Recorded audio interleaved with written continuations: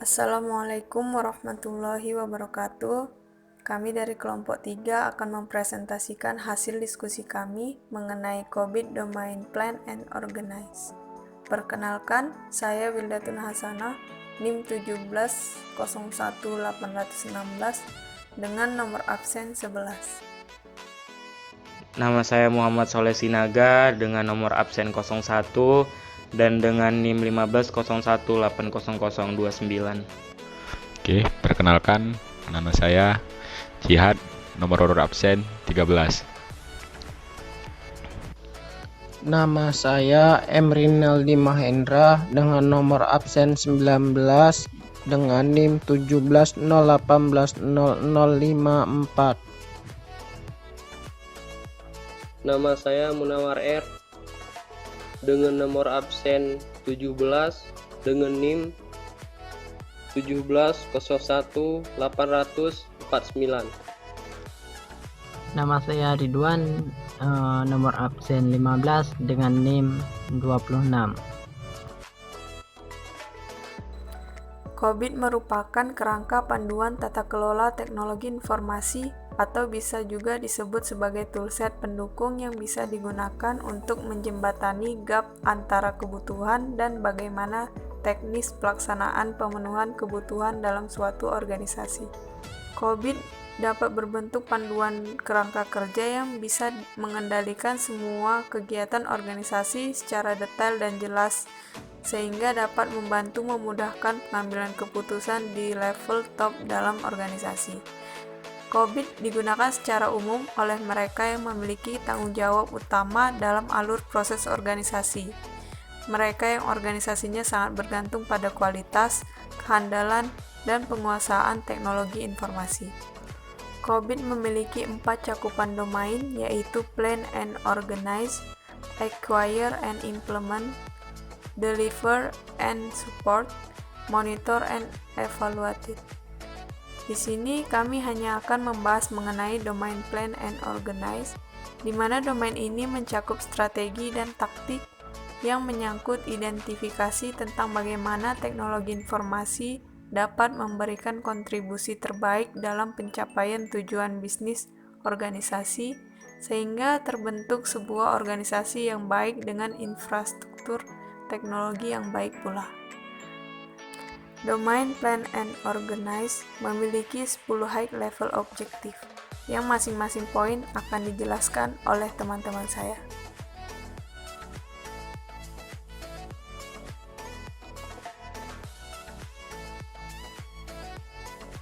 Strategis dibutuhkan untuk mengelola dan mengarahkan semua sumber daya IT agar sejalan dengan prioritas dan strategi bisnis. IT dan stakeholder bertanggung jawab untuk memastikan bahwa portofolio proyek dan layanan akan menghasilkan nilai yang optimal. Dicontohkan pada satu perusahaan telah memahami investasi wajib dalam bidang TI dan telah memiliki portofolio perusahaan. Namun pengelolaan dan pengawasan terhadap penyimpangan-penyimpangan yang terjadi, jadwal atau dana masih belum berjalan dengan baik, serta penetapan biaya yang masih belum terstruktur dan terdokumentasi dengan baik. Maka dari itu, hal yang pertama dilakukan ialah pembahasan rencana pengembangan, pengadaan alat baru, atau pelatihan staf teknologi informasi secara khusus pada pertemuan manajemen bisnis. Melakukan perencanaan strategis teknologi informasi mengikuti pendekatan terstruktur dan didokumentasikan kepada semua staf. Menyusun strategi teknologi informasi secara keseluruhan dan menganalisis kemungkinan resiko-resiko yang terjadi.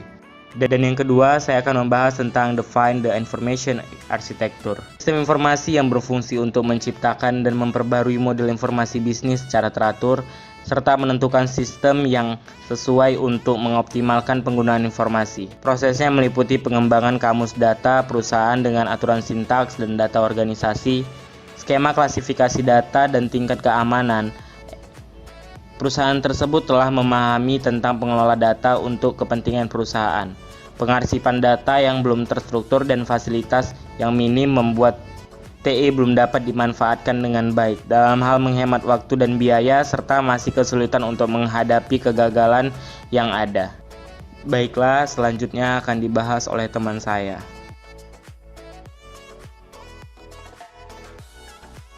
Oke, materi selanjutnya Determinant Technologies Direction Process merupakan proses untuk mendefinisikan penentuan arah teknologi untuk mendukung bisnis yang dapat dilakukan berdasarkan layanan informasi. Penentuan arah teknologi membutuhkan perencanaan infrastruktur dan arsitektur sebagai pengelola produk, layanan, dan mekanisme teknologi. Selanjutnya itu ada define the IT process, organization and relationship process. Merupakan proses yang mendefinisikan persyaratan untuk staf, keterampilan, tanggung jawab dari suatu organisasi. Proses TI menjamin transparansi, kontrol, dan manajemen bisnis.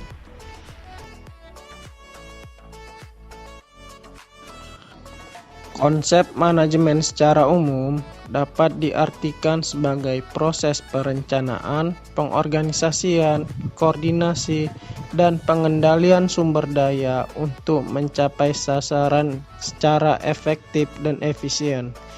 Efektif berarti tujuannya tercapai sesuai perencanaan, sementara efisien berarti tugas yang ada dilakukan secara benar, terorganisir, dan tepat waktu. Oke, kita masuk ke 5, manajemen the IT investment. Dalam manajemen the IT investment tercakup dalam objek investasi, yaitu IT itu sendiri. IT juga dapat dikatakan sebagai manajemen tools yang memungkinkan melakukan pengelolaan sumber daya informasi yang mereka miliki secara efektif dan efisien, yaitu meliputi A. Perangkat keras atau hardware, B. Perangkat lunak atau software, dan C. Manusia atau brandware. Pada proses PO5 COVID ini mendefinisikan pengelolaan proses investasi IT yang meliputi biaya, pemanfaat, prioritas dalam anggaran, dan manajemen terhadap anggaran.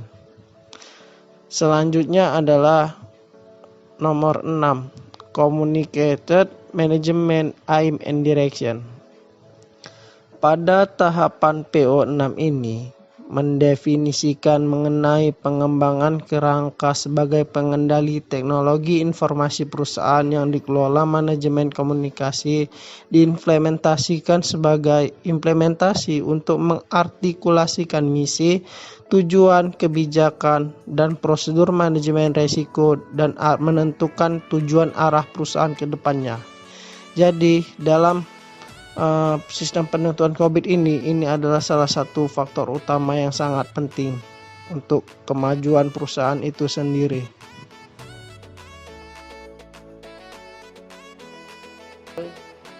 Manajemen IT Human Resource dan Manajemen Quality. Manajemen IT Human Resource adalah suatu cara yang dibuat untuk mengatur sumber daya atau tenaga kerja IT yang ada dalam suatu perusahaan. Sistem tersebut diciptakan untuk memaksimalkan setiap individu secara efektif sehingga tujuan bersama dapat tercapai. Secara sederhana, terdapat 3 tujuan utama yang harus ada dalam manajemen IT Human Resource. Yang pertama, mengembangkan dan mengurus perencanaan sumber daya manusia dan berbagai macam prosedur yang berkaitan dengan staf di dalam suatu perusahaan. Yang kedua, merencanakan, mengatur, dan memantau aktivitas dan tindakan dari bagian human resource. Yang ketiga, bertanggung jawab atas pengembangan dan perencanaan tujuan bagian human resource, tujuan serta sistem atau prosedur pelaksanaannya. Ketiga tugas utama ini harus dilaksanakan di dalam manajemen IT Human Resource agar perusahaan dapat melakukan pengelolaan sumber daya manusia dan IT yang dimiliki dengan optimal. High level objektif yang kedua yaitu Manajemen quality.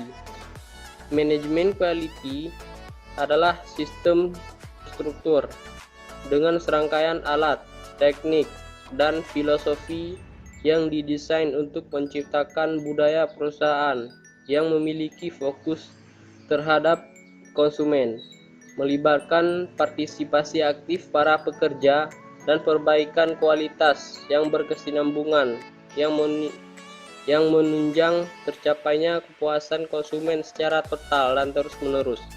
Ini merupakan pendekatan manajemen sistematik yang berorientasi pada organisasi, pelanggan, dan pasar melalui kombinasi antara pencapaian dan pasar, melalui kombinasi antara pencarian fakta praktis dan penyelesaian masalah guna menciptakan peningkatan secara signifikan dalam kualitas, produktivitas, dan kinerja lain dari perusahaan. Baiklah, di sini saya akan menjelaskan tentang assess and manage in rights. Di sini merupakan standar yang dikeluarkan oleh ITG COBIT yang merupakan suatu koleksi dokumen dan framework yang diklarifikasikan secara umum diterima sebagai best praktik untuk tata kelola IT governance, kontrol dan jaminan TI. Referensi perihal ini manajemen resiko secara khusus dibahas pada proses PO9 dalam COBIT. Proses-proses yang lain juga menjelaskan tentang manajemen resiko namun tidak terlalu detail. Selanjutnya tentang manage project. Manage project merupakan salah satu ilmu yang sangat penting dalam pengelolaan sebuah proyek. Di bawah ini ada beberapa definisi project manajemen menurut para ahli.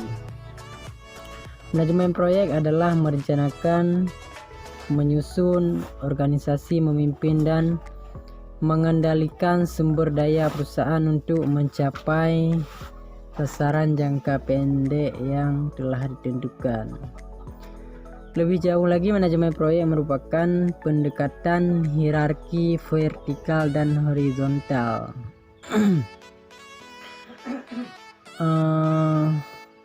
Yaitu suatu cara untuk menyelesaikan masalah yang harus dipaparkan oleh user. Kebutuhan user harus terlihat jelas dan harus terjadi komunikasi yang baik agar kebutuhan user bisa diketahui.